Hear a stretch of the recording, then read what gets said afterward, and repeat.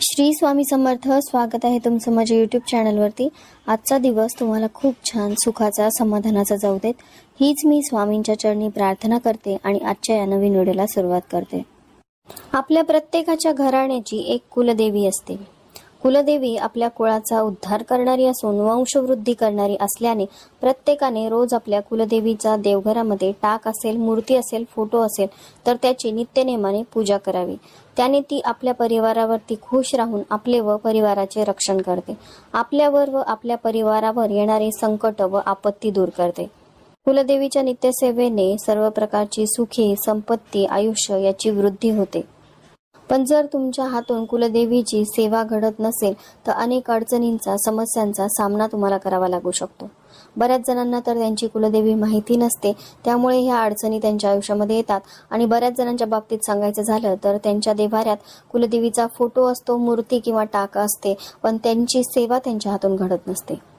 बऱ्याचदा खूप कष्ट करून, मेहनत करूनही कोणत्याही कामामध्ये यशप्राप्ती होत नसेल, मग ते नोकरी, व्यवसायाविषयक असेल किंवा तुमच्या घरामध्ये असलेल्या मुला मुलींचे योग्य वय उलटून गेले तरी देखील विवाहाचे योग जुळून येत नसतील, तुमच्या लग्नाला खूप वर्ष झाल्यानंतरही तुम्हाला संतान प्राप्ती होत नसेल, यासोबतच मुलांच्या करिअर विषयक काही समस्या असतील, तुमच्या कुटुंबियांमध्ये सतत मतभेद असतील, वादविवाद होत असतील, तर याचाच अर्थ आपल्या कुलदेवीचं कृपाछत्र आपल्या घरावरती नाही, म्हणूनच आपल्याला या समस्यांचा सामना करावा लागतो.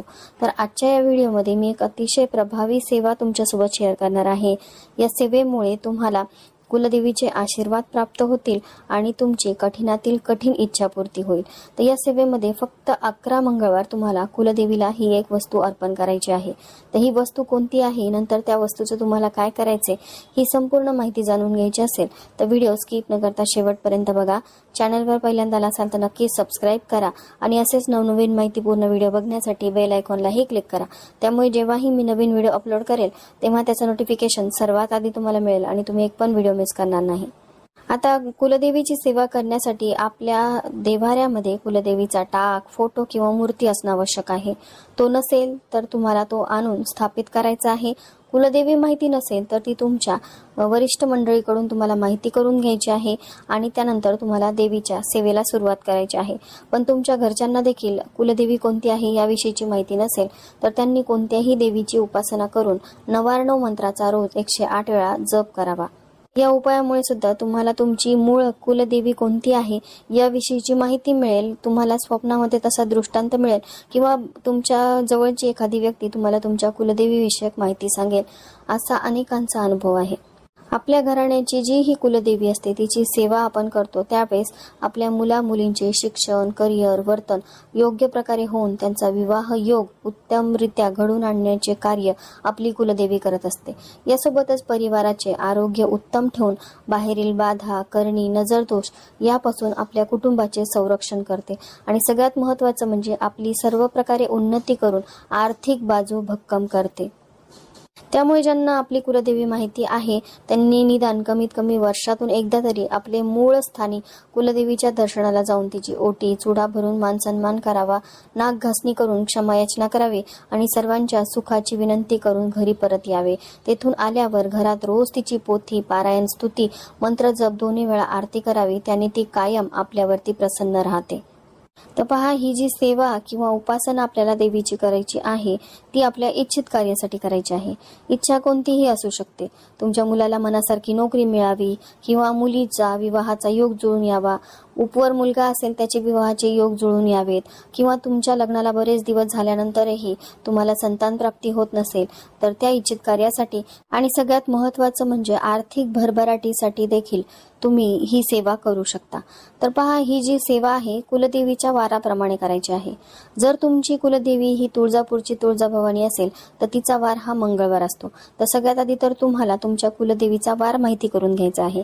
जसं की 3.5 शक्तिपीठ आहेत ज्यामध्ये तुळजापूरची तुळजाभवानी आहे, त्यानंतर वणीची देवी सप्तशृंगी आहे, कोल्हापूरची महालक्ष्मी आहे आणि माहूरची रेणुका देवी आहे.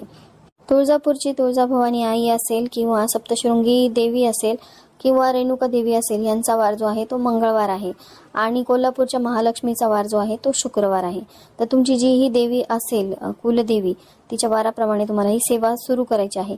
या 3.5 शक्तिपीठा व्यतिरिक्त तुमची दुसरी कोणती कुलदेवी असेल तर तुम्ही तिच्या वाराप्रमाणे ही सेवा सुरू करू शकता.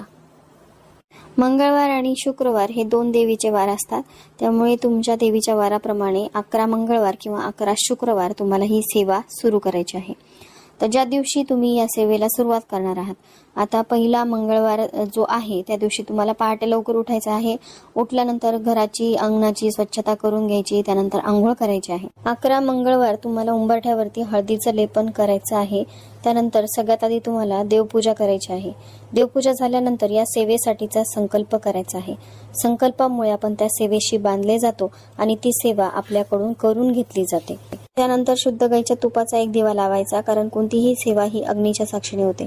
तुपाचा दिवा लावणं शक्य नसेल तर देवघरातील दिव्यासमोर तुम्ही ही सेवा करू शकता. त्यानंतर तुमच्या कुलदेवीचा फोटो असेल तर फोटोला स्वच्छ पुसून घ्यायचं. मूर्ती किंवा टाक असेल तर या टाकाला किंवा मूर्तीला एका तामणामध्ये घ्यायचं आहे आणि यावरती तुम्हाला अभिषेक करायचा आहे. हा अभिषेक करण्यासाठी तुम्ही पाण्याचा आणि पंचामृताचा वापर करायचा. 5 वेळा पाण्याने, 5 वेळा पंचामृताने, 5 वेळा परत पाण्याने, त्यानंतर मूर्तीला स्वच्छ पाण्याने धुवून घ्यायचं आहे. आणि हे पाणी जे आहे तीर्थासमान कुटुंबातील सर्व सदस्यांनी थोडं थोडं प्राशन करायचं. उरलेलं पाणी तुम्हाला झाडाला टाकायचं आहे. त्यानंतर कुलदेवीचा फोटो किंवा मूर्ती किंवा टाक आपल्याला एखाद्या छोट्याशा चौरंगावरती किंवा पाटावरती ठेवायचा आहे. आणि सगळ्यात पहिली जी सेवा आपल्याला करायची आहे ती म्हणजे कुंकुमार्चनची. कुंकुमार्चन म्हणजे देवीच्या चरणापासून मस्तकापर्यंत कुंकुवाने केलेले अर्चन. तर हे कुंकुमार्चन तुम्हाला 11 वेळा, 16 वेळा किंवा 108 वेळा करायचं आहे. कुंकुमार्चन करत असताना नवार्णव मंत्राचं पठण करायचं आहे. ओम ऐं ह्रीं क्लीं चामुंडाय विच हा नवार्णव मंत्र आहे. याचं पठण तुम्हाला कुंकुमार्चन करत असताना करायचं आहे.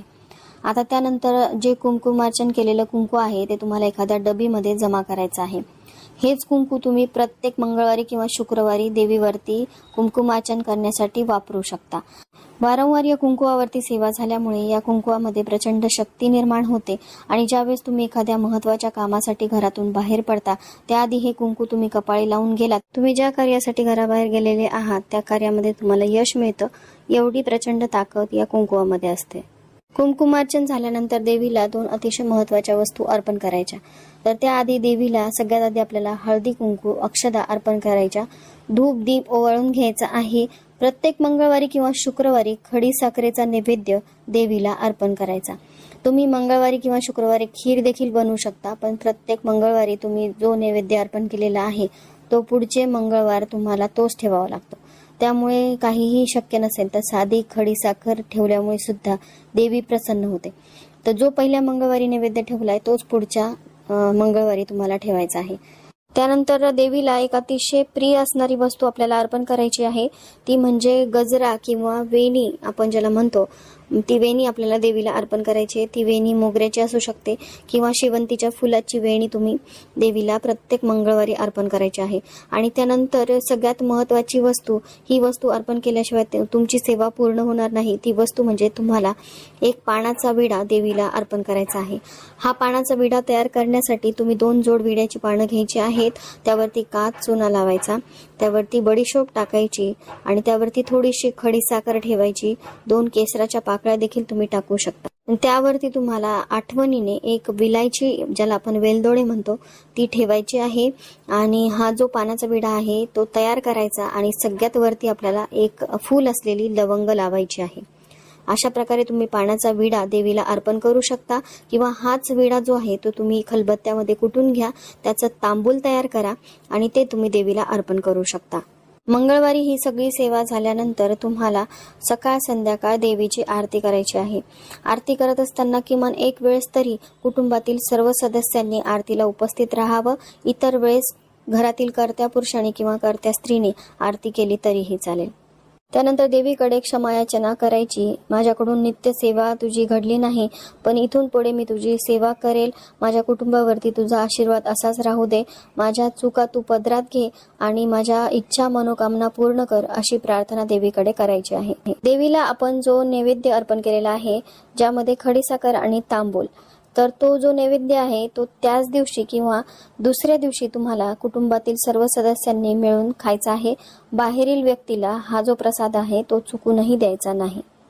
किंवा तुम्ही ज्याच्यासाठी ही सेवा करत आहात, जसं की मुला मुलींचे विवाहाचे योग जुळून यावेत, एखादी घरामध्ये आजारी व्यक्ती आहे तिचं आजारपण दूर व्हावं, किंवा तुमच्या पतीला नोकरीमध्ये व्यवसायामध्ये बढती मिळावी, तर त्या व्यक्तीला सुद्धा तुम्ही हा जो नैवेद्य आहे तो खायला देऊ शकता. आणि जर तुमचे मुलं किंवा मुली ज्यांच्यासाठी तुम्ही ही सेवा करताय ते तुमच्या जवळ राहत नसतील, नोकरी व्यवसायाच्या निमित्ताने बाहेर गावी असतील, तर अशा वेळेस तो जो नैवेद्य आहे तो घरातील कर्त्या पुरुषाने किंवा कर्त्या स्त्रीने खाल्ला तरीही चालेल.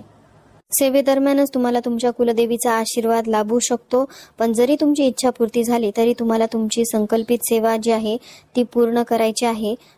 तर अशी ही देवीची विशेष सेवा तुम्हाला सलग 11 मंगळवार किंवा सलग 11 शुक्रवार करायचे आहे. मध्ये एखादा मंगळवार तुमचा स्किप झाला, जसं की तुमचा मासिक धर्म आला, अचानक बाहेर गावी जावं लागलं, तर तेवढा मंगळवार सोडायचा आणि पुढे ही सेवा सुरू ठेवायची आहे. सेवा पूर्ण झाल्यानंतर संपूर्ण कुटुंबासह तुमचं जे कुलदेवीचं मूळ स्थान आहे तिथे दर्शनासाठी जायचं आहे. जात असताना देवीच्या कुलाचारासाठीचं सर्व साहित्य सोबत न्यायचं आहे. तिथे जाऊन देवीचा मानसन्मान करायचा आहे. तुमच्या कुटुंबावरती तिचे आशीर्वाद राहावेत यासाठी प्रार्थना करायची आहे.